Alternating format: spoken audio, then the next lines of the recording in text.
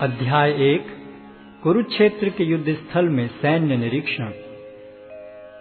धृतराष्ट्र ने कहा, हे संजय, धर्मभूमि कुरुक्षेत्र में युद्ध की इच्छा से एकत्र हुए मेरे तथा पांडु के पुत्रों ने क्या किया?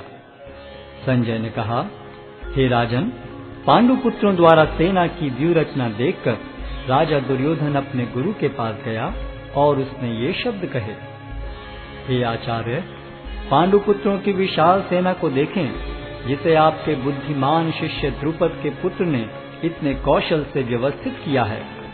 इस सेना में भीम तथा अर्जुन के समान युद्ध करने वाले अनेक वीर धनुर्धर हैं, यथा महारथी युयुधान, विराट तथा द्रुपद।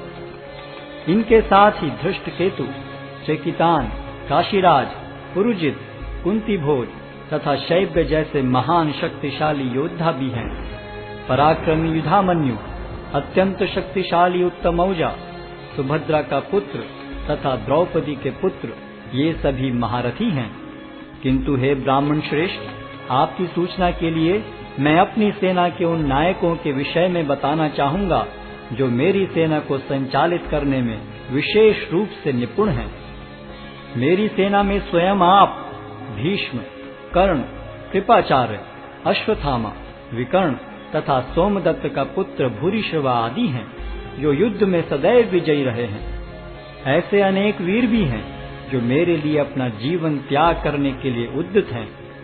वे विविध प्रकार के हथियारों से सुसज्जित हैं और युद्ध विद्या में निपुण हैं। हमारी शक्ति अपरिमेय है और हम सब पितामह द्वारा भली भांति संरक्षित हैं, जबकि पांडवों की शक्ति भीम द्वारा भली भांति संरक्षित होकर भी सीमित है। अतः सैन्य व्यूह में अपने अपने मोर्चों पर खड़े रहकर आप सभी भीष्म पितामह को पूरी पूरी सहायता दें।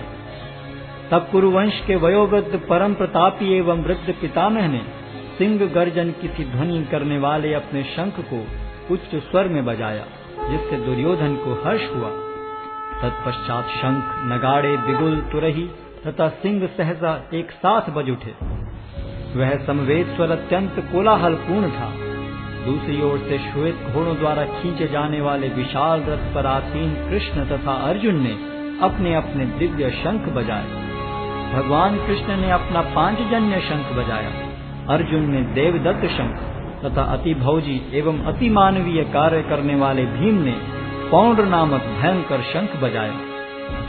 हे राजन, कुंती पुत्र राजा युधिष्ठिर ने अपना अनंत विजय नामक शंख बजाया तथा नकुल और सहदेव ने सुघोष एवं मणिपुष्पक शंख बजाए। महान धनुर्धर काशीराज, परम योद्धा शिखंडी, धृष्टद्युम्न, विराट, अजय सात्यकी, द्रुपद, द्रौपदी के पुत्र तथा सुभद्रा के महाबाहु पुत्र आदि सबों ने अपने अपने शंख बजाए। इन विभिन्न शंखों की ध्वनि कोलाहल पूर्ण बन गई, जो आकाश तथा पृथ्वी को शब्दायमान करती हुई धृतराष्ट्र के पुत्रों के हृदय को विदीर्ण करने लगी। उस समय हनुमान से अंकित ध्वजा लगे रथ पर आसीन पांडु पुत्र अर्जुन अपना धनुष उठाकर तीर चलाने के लिए उद्यत हुआ। हे राजन, धृतराष्ट्र के पुत्रों को व्यूह में खड़ा देखकर अर्जुन ने श्री कृष्ण से ये वचन कहे। अर्जुन ने कहा, हे अच्युत, कृपा करके मेरा रथ दोनों सेनाओं के बीच ले चलें, जिससे मैं यहाँ उपस्थित युद्ध की अभिलाषा रखने वालों को और शस्त्रों की इस महान परीक्षा में जिनसे मुझे संघर्ष करना है उन्हें देख सकूं। मुझे उन लोगों को देखने दीजिए जो यहाँ पर धृतराष्ट्र के दुर्बुद्धि पुत्र दुर्योधन को प्रसन्न करने की इच्छा से लड़ने के लिए आए हुए हैं। संजय ने कहा, हे भरतवंशी, अर्जुन द्वारा इस प्रकार संबोधित किए जाने पर भगवान कृष्ण ने दोनों दलों के बीच में उस उत्तम रथ को लाकर खड़ा कर दिया। भीष्म, द्रोण तथा विश्व भर के अन्य समस्त राजाओं के सामने भगवान ने कहा कि हे पार्थ, यहाँ पर एकत्र सारे कुरुओं को देखो। अर्जुन ने वहाँ पर दोनों पक्षों की सेनाओं के मध्य में अपने चाचा ताऊओं, पितामहों, गुरुओं, मामाओं, भाइयों, पुत्रों, पौत्रों, मित्रों, ससुरों और शुभ चिंतकों को भी देखा। जब कुंती पुत्र अर्जुन ने मित्रों तथा संबंधियों की इन विभिन्न श्रेणियों को देखा तो वह करुणा से अभिभूत हो गया और इस प्रकार बोला। अर्जुन ने कहा, हे कृष्ण, इस प्रकार युद्ध की इच्छा रखने वाले अपने मित्रों तथा संबंधियों को अपने समक्ष उपस्थित देखकर मेरे शरीर के अंग कांप रहे हैं और मेरा मुख सूखा जा रहा है। मेरा सारा शरीर कांप रहा है, मेरे रोंगटे खड़े हो रहे हैं, मेरा गांडीव धनुष मेरे हाथ से सरक रहा है और मेरी त्वचा जल रही है। मैं यहाँ अब और अधिक खड़ा रहने में असमर्थ हूँ। मैं अपने को भूल रहा हूँ और मेरा सिर चकरा रहा है। हे कृष्ण, मुझे तो केवल अमंगल के कारण दिख रहे हैं। हे कृष्ण, इस युद्ध में अपने ही स्वजनों का वध करने से न तो मुझे कोई अच्छाई दिखती है और न मैं उससे किसी प्रकार की विजय, राज्य या सुख की इच्छा रखता हूँ। हे गोविंद, हमें राज्य, सुख अथवा इस जीवन से क्या लाभ, क्योंकि जिन सारे लोगों के लिए हम उन्हें चाहते हैं वे ही इस युद्ध भूमि में खड़े हैं। हे मधुसूदन, जब गुरुजन, पितृगण, पुत्रगण, पितामह, मामा, ससुर, पौत्रगण, साले तथा अन्य सारे संबंधी अपना अपना धन एवं प्राण देने के लिए तत्पर हैं और मेरे समक्ष खड़े हैं, तो फिर मैं इन सब को क्यों मारना चाहूंगा, भले ही वे मुझे क्यों न मार डालें। हे जीवों के पालक, मैं इन सबों से लड़ने को तैयार नहीं, भले ही बदले में मुझे तीनों लोग क्यों न मिलते हों। इस पृथ्वी की तो बात ही छोड़ दें। भला धृतराष्ट्र के पुत्रों को मारकर हमें कौन सी प्रसन्नता मिलेगी? यदि हम ऐसे आतताइयों का वध करते हैं तो हम पर पाप चढ़ेगा। अतः यह उचित नहीं होगा कि हम धृतराष्ट्र के पुत्रों तथा उनके मित्रों का वध करें। हे लक्ष्मीपति कृष्ण, इससे हमें क्या लाभ होगा और अपने ही कुटुंबियों को मारकर हम किस प्रकार सुखी हो सकते हैं?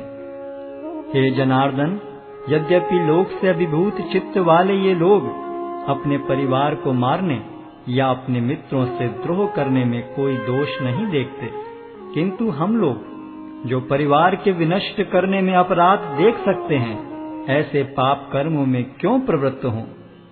कुल का नाश होने पर सनातन कुल परंपरा नष्ट हो जाती है और इस तरह शेष कुल भी अधर्म में प्रवृत्त हो जाता है। हे कृष्ण, जब कुल में अधर्म प्रमुख हो जाता है तो कुल की स्त्रियां दूषित हो जाती हैं और स्त्रीत्व के पतन से हे वृष्णिवंशी अवांछित संतानें उत्पन्न होती हैं। अवांछित संतानों की वृद्धि से निश्चय ही परिवार के लिए तथा पारिवारिक परंपरा को विनष्ट करने वालों के लिए नारकीय जीवन उत्पन्न होता है।